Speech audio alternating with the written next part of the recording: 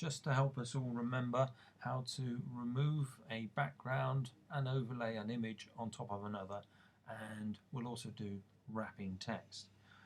I've got my photographs already ready. They are 1500 by 1000, so they're a good size to be working with. I could, of course, if I was doing an illustration, create a new doc to work with that is a specific size, but I don't need to today, so I'm just dragging my photograph straight into Photoshop. Now I want to select just our model. I don't want any of the background in, so I go over to Quick Selection Tool, click onto there, and there it is.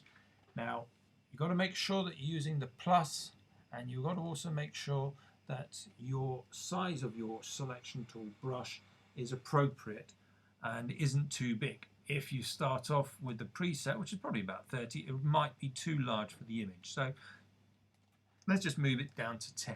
Okay, select that one. Now I just want to select my model. I'm left clicking over the top and scrolling up to the top.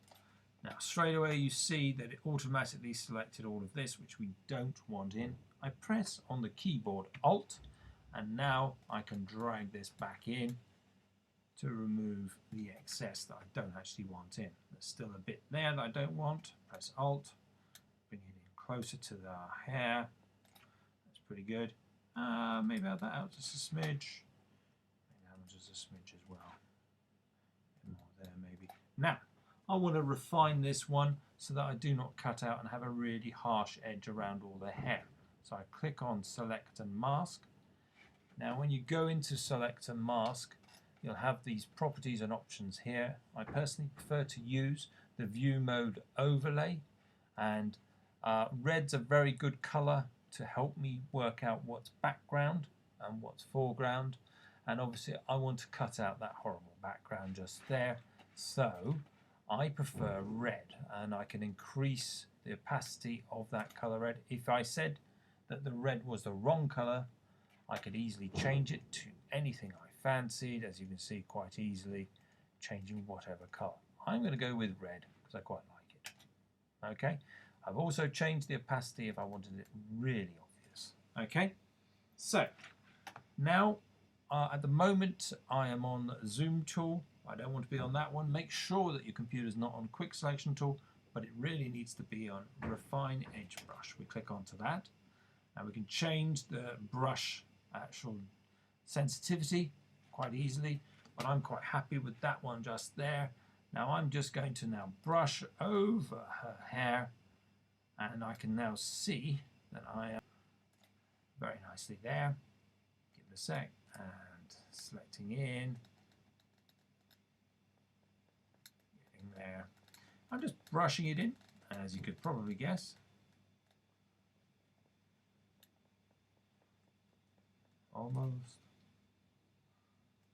And there it is.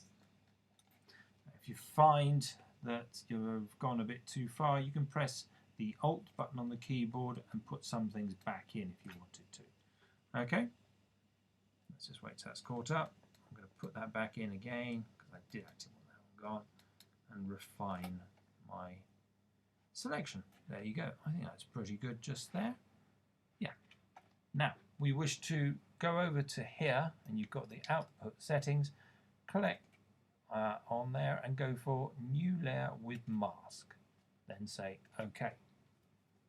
Then suddenly we have our model with a really quite nicely more natural hair going off into the background.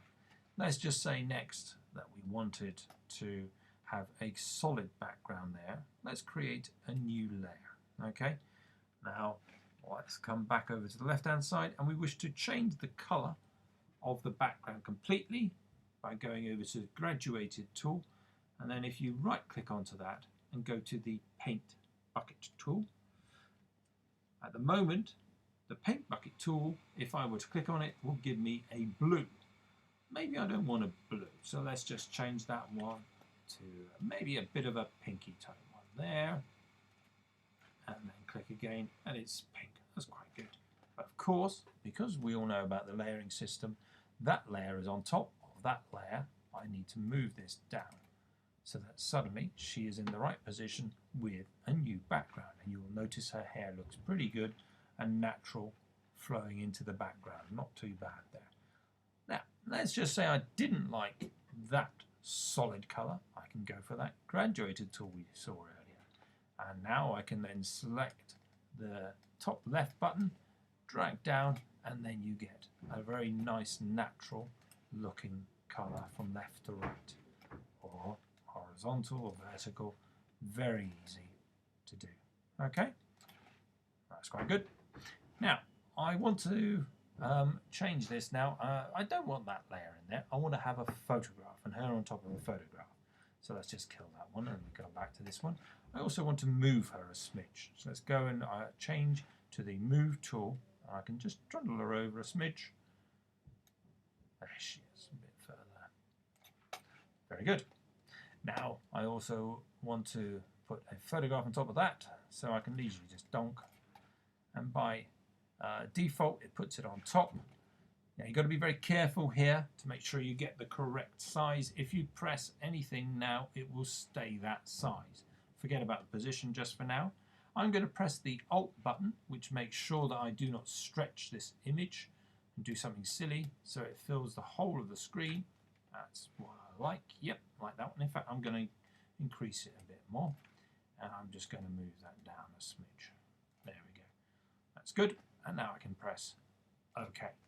Now, I also don't want that there, so let's just drag that below the image of the person, and there she is with this BAFTA awards, I think they are in the background. And actually I'm just going to move her a smidge over some more. Very good. So there you go. So you've got her overlay another photograph completely, smoothly and simply. What I need you to do next is I need you to add some rules. If you find you haven't got this on the top, the ruler guides, you can press the Windows R and then that will put them on. You need both of them on the top and the bottom.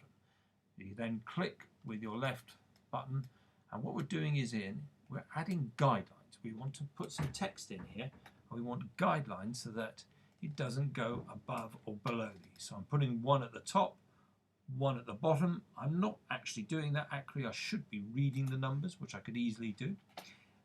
Let's put one onto this side. They look pretty even. There we go. Now, we want to add some text in here, and we don't want it to go over her face. So now we go over to the pen button, pen tool, and I'm going to start my pen tool here, and all I'm doing is roughly telling the text not to go over this line right here, thus making the text wrap around our subject. I think this is quite rough, but I think that will look quite nice. Now I go over to the left hand bottom corner, the top corner, and then back to the beginning. There you go, all done. Now I want to put some text into here, so you have to go over to your text tool, select it, and then click in the middle. You'll see it does a default text of some sort, doesn't really matter. I happen to have some text already, so I'm going to press Ctrl V, and I've put my text in there. And it's about the BAFTAs award. You will now notice that the text wraps around quite nicely. I may decide, nope, don't like that colour in pink. Let's just change it to, well, I don't know, actually, let's go for a blue. Nope, that's not working at all, is it? I think I'll stay, yeah, let's go crazy like that. Very crazy. Anyway, that's fine. So then we have our text wrapped around, and we have our two photographs as well. And that's it. I think that looks good to me.